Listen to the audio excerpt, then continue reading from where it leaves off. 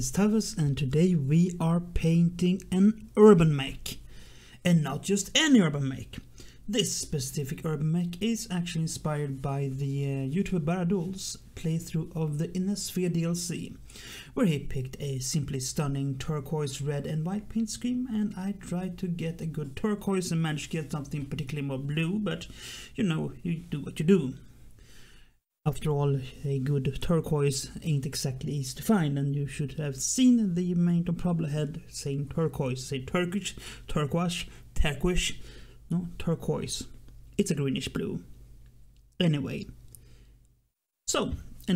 while you watch me mixing paint, I can tell you a little bit about the Urbanmech. The Urbanmech is a Innisphere mech designed for urban combat. Yeah, if the name wasn't enough of a giveaway for that. And it's primarily armed with a autocannon 10 and a medium laser, I think. Maybe also a small laser, I don't know. Anyway, it is slow, it is short, it is tiny, it's rotund, and it usually uses outside anything that doesn't have a very narrow alleys. But put it in a city and it is really good. So, the Urbanmech. Everyone loves it, everyone hates it, it's a meme. Now, beyond that, it is actually a surprisingly efficient mech once you get it into a city, because every other mech is about 12 meters tall and have the width of a street. The Urbanmech, much tinier, compact thing, and should never ever underestimate an AC-10. They're deadly. Anyway. So yeah, what we're going to do is basically just paint this up in my sort of turquoise color, and now it's not exactly turquoise, it's more blue, and on the camera it looks even more blue, that does in reality. And then we're going to play some more lovely, sweet, succulent reds and whites. I mean, after all, that is what the paint scheme is. And I also suggested you head over to Baradul's channel and watch him play some lovely Mechwarrior 5 in the sphere. Here also in the sphere even DLC, because it solves a lot of issues that the original game had. So with the new DLC, you're allowed to take your little mechs and go out and live the life of a mercenary untied by the greater camp. Pretty much exactly as the other battle mech. They're very similar in that way. Like, they are a lot similar. Someone can combine these two, it would be great. Anyway, so yeah, basically dipping this thing in turquoise, panel lining. Panel lining, for those who don't know, is when you paint the edges. Edge highlighting, panel lining. It takes forever, especially on mechs, because they are just panel lines, edges, and sharp shapes. So one spent a innate amount of time doing that, but it's fun. It's satisfying because you can see the mech take shape, and if you also do some inking and black,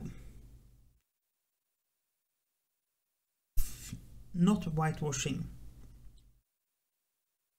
Dear God, Lord, that went in the wrong. Anyway, ink washing, contrast painting. A lot of words for it. Anyway, you apply black wash anyway. Lifts all the recesses out. Now, the problem with this is, of course, that unlike your regular 28 to 32 millimeter model, the mechs do not represent something that is 170 to 2 meters tall. It's something that is between 10 and 14 meters tall, which of course means that everything gets blown up. Not in that way. And that means that your delicate, elegant panel lines are in fact like 3 decimeters wide, at least. It also makes the terrible, horrible thing to base, because you take this nice tuft of grass that you usually use as a tuft of grass, and you realize it's a bush. Sorry. But yeah, you basically realize it's a bush. I always complain about this, but it means that I have to rethink all my basic materials.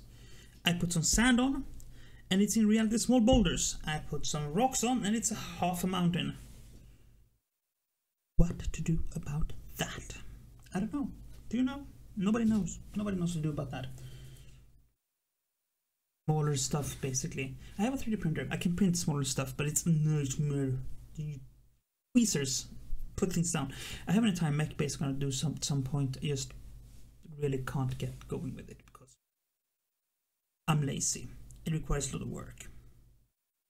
And I don't do that. Anyway, so basically what we're doing now is we're pan lining and we have been now painting the striping. And I wish I could say that I was really good at freehand pinstriping, but I'm not. So it looks a bit odd, a bit wonky. But it's still okay, it works. I mean, again, it's a mech. That's my hair. It is a lot thinner than it looks, actually. If you're interested in my hair, you can see there. You can see right through it. Not that my hair is on review here, but there it is anyway. You can't unsee it now. I basically look like a slightly less fuzzy Eevee. Not particularly charming.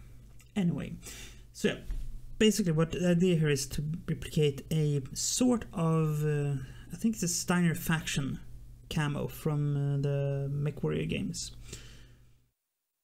And well, that is something you can do. I am probably going to do like so, that I'm gonna leave you with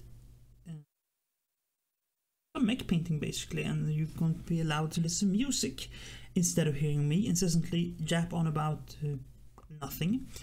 And I'll connect back to you at the end of the video if you're still watching then, but if you don't, have a look at Instagram at you see, I should have had this locked up. I do not have it locked up. It's embarrassing. I'm very bad at social media. I suck at social media. You can look me up at Tawess the Me with 2 E's. Tawess the Me on Instagram, and I think the same on Twitter if you want to see more of what I do. I post stuff there every now and then, sometimes a lot more often than not, but currently not particularly much at all. You do get some slight previews doing that though. Also, I stream to Twitch painting stuff every now and then. Yeah, Tawess. I'm trying to see if you find me as Tawess everywhere, because some people snagged that. Their fault, they didn't know I was trying to get it too, but they snagged it from me. Took it right away from me. It broke my heart. Anyway, so that is what it is. Have a nice Sunday, I guess, will be by the time this goes up. I mean, it's Sunday here, but it's just 1 minute past Sunday here. So must be that here. So no, anyway, so watch me paint some mechs in hyperspeed, and I'll catch back with you in a few minutes. Enjoy.